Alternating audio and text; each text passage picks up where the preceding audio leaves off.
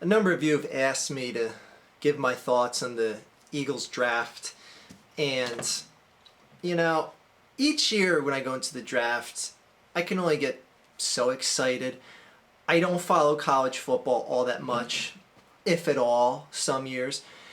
And on top of that, I can only get so excited for unproven talent. Now, don't get me wrong, these guys may have proven records in college, but until you impress me at the prime time NFL level, then I can only get so excited. Now, do I wish the Eagles picked different guys than they did in certain circumstances? Yes. I wish they didn't settle for Marcus Smith at outside linebacker in their first pick in the draft, 26 overall.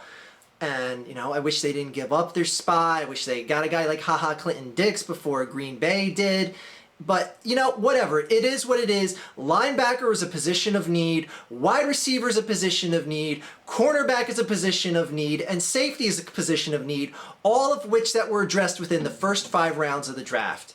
So I can't complain. I can't say, oh, this is shit. They didn't get the guys that were the premier names. They didn't get the guys that were in the top of the mock drafts from everyone. And I'll get to mock drafts in a second here because I got something to say about that.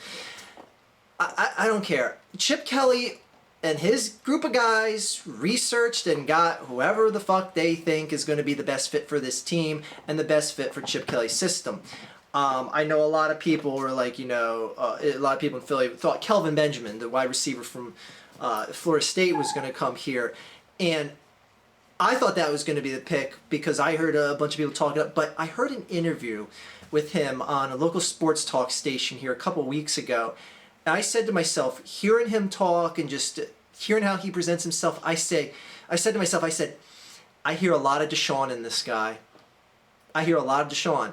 Now, that's not necessarily a bad thing, but what that put in my mind is that if I hear Deshaun in this guy, do I think Chip Kelly seriously wants him?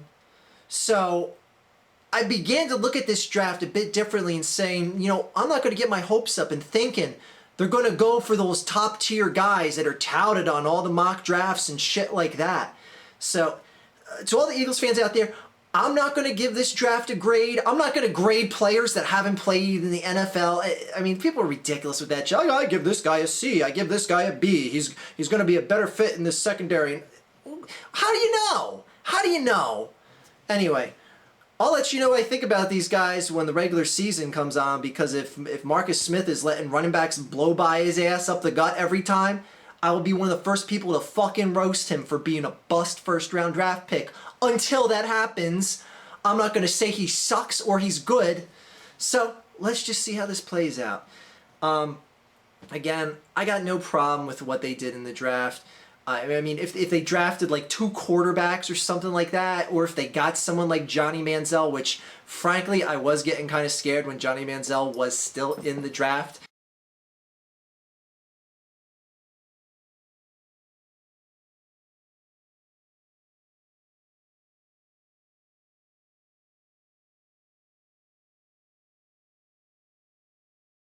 And then the Eagles traded their pick to Cleveland and let Cleveland go get them.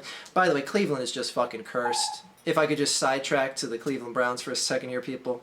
When Josh Gordon, it was reported that he's getting suspended for the entire season for a repeat violation of the substance abuse policy in the NFL. Now, I know it's fucked up that someone is getting busted or getting their entire year taken away because they smoked a little pot. But the bottom line is, it's the rule of the fucking game. You got to be fucking smarter than that. This guy, the sky is the limit for him, man. Didn't he lead the league in receiving yards last year, and he missed 2 games? He was suspended for 2 games last year? Jesus Christ, the fuck is with people? Just, could you go without smoking pot? Is it possible? I know you should be allowed to, but is it possible for you just to... Anyways, Cleveland's fucking cursed. Haven't won a championship since, what, like 1964 when the Browns won an NFL championship? Jesus Christ, that's just sad. I feel for that town. But, man, they get Johnny Manziel and the next day they get punched in the fucking gut. And they hear Josh Gordon suspended for the year. Unfucking believable. Sorry, Brownies, but you're just perpetual Brownies. Anyway, as far as these mock drafts go, if I could just go on that for a second, all these people that make these fucking mock drafts and thinking they know or have any sort of clout to state how the draft order is going to be, who's going to take who, that has got to be the most colossal fucking waste of time. Next to picking an NCAA tournament bracket, at least the NCAA tournament bracket has a possibility of picking a high percentage of games correctly. A mock draft in the NFL is impossible. I looked at some of the mock drafts and literally top known names in the industry that are evaluators of NFL and college talent. Guys had 3 or 4 picks correct in the first round. Like, that's ridiculous. Like, you don't know Cleveland's gonna double swap. You don't know the Eagles are gonna drop back and pick Marcus. No one had the Eagles picking Marcus Smith at outside linebacker with the 26th pick in the draft for the Eagles. I just anyway, first world problem, right? Just like my last video. Anyway, mock drafts totally worthless, and you see people are making mock drafts for the NBA right now. The season isn't even over yet for starters, and you don't even have the draft order established yet. How the fuck can you list people and where they're going to be drafted when you don't know which team is going to be picking where? They're obviously going to be picking as part of need, being decide who they're going to pick. Anyways, what the fuck is with these mock drafts? I have never in my life said, oh, I can't wait to see what this person has for a mock draft, because that's going to really, it's going to be really intriguing to me. Fuck that shit. Fucking waste of colossal time. And lastly, I want to cover the whole Michael Sam thing. It's a great thing that he got drafted into the NFL. I was for him getting drafted. I was getting kind of iffy about if he was actually going to get picked by a team. It turns out the St. Louis Rams picked him late in the 7th round. Was it 6th? No, 7th round. And it's kind of weird because he's free to do whatever he wants, but what he did is making some people uncomfortable. Now, it's making a lot of Christian conservatives uncomfortable, and anything that makes them uncomfortable, I'm all for. He embraced his boyfriend.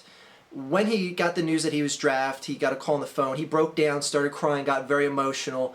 I probably would be in the same situation. I'd break down too myself if I got the honor of knowing my talent got me into the NFL. And he embraced his boyfriend in a deep, passionate kiss, and they're rubbing each other like on the arm, and like they take it to the point where like they're feeding each other cake, like it's like a wedding reception. And I've heard a lot of people critiquing this and saying it was way over the top. Like, did it have to go that far? Now, I found nothing wrong with what happened.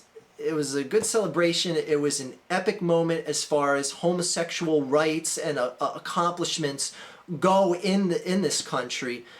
But so many people are getting what I feel is just unfairly criticized if they are voicing their opinion that they felt this went too over the top.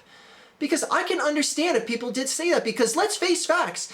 If that was Johnny Manziel or any heterosexual in that draft that embraced their girlfriend in the way that Michael Sam did with his boyfriend and like started like feeding each other cake and stuff like that, people would be like, God, Johnny Manziel he's coming off like kind of a prick. Why is he doing all that? This is so over the top. But if it's the Michael Sam thing, people are getting just attacked. I see in some circles. I've been listening to a number of talk shows where people are coming out against that, and they're getting angry tweets thrown their way saying, oh, you're against homosexuals, you're a bigot, and all this other stuff, blah, blah, blah.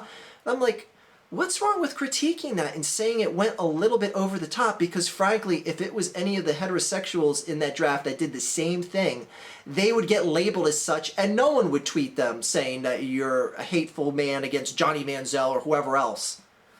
Anyway, I found it interesting that people are getting like, a stiff blow from society just for, saying that what they saw made them uncomfortable. Now, granted, there's people that are saying just like, completely homophobic shit about it. And those people need to just, assess where their lives are and figure out, where their life is going to go, because this trend isn't reversing. So you just need to deal with it. Anyway, there you go. about 4 or 5 rant topics in one here for you. You got my thoughts on the Eagles draft. I'm ready for some football. I'm just ready for this fucking season to start, man. I look forward to this every year, and this is just the downtime year, and the Phillies are fucking sucking, and Mike Trout is coming back, a local New Jersey native who cheered for the Phillies his entire life, so that's going to be nice to see him come back here. In fact, I hope the Philadelphia crowd gives him a standing ovation, even though he's playing in an Angels uniform. I have no problem with a hometown crowd rooting for a hometown guy. He's a class act, and he's done everything right in Major League Baseball. So good on you, Mike Trout. And one last thing, let's just make this just a complete colossal news update type video. Did you see Beyonce's sister go all sorts of ethnic on Jay-Z in the elevator? Oh shit! What the fuck did Jay-Z do? Oh my god, he was standing in the elevator like a mob boss. Just like, yeah, just stay off me, bitch. Like, didn't do anything wrong. Like, didn't strike her or anything. At one point, he grabbed her foot to, like, keep her from kicking him in the nuts and the stomach. And Beyonce's all standing there like, I can't be in this shit. I'm just going to stay in the back of the elevator. She's like, whoa, whoa, whoa. Like, didn't offer anything. I'm like, bitch, that's your sister. That's your sister. What the fuck, man? You don't got anything to say about that? Like, you're just like, I don't want no part of this. Anyway, I tweeted out the video, so you can look at my Twitter to find it, or you can use that little search bar up there. Just type in Beyonce's sister fights Jay-Z in an elevator.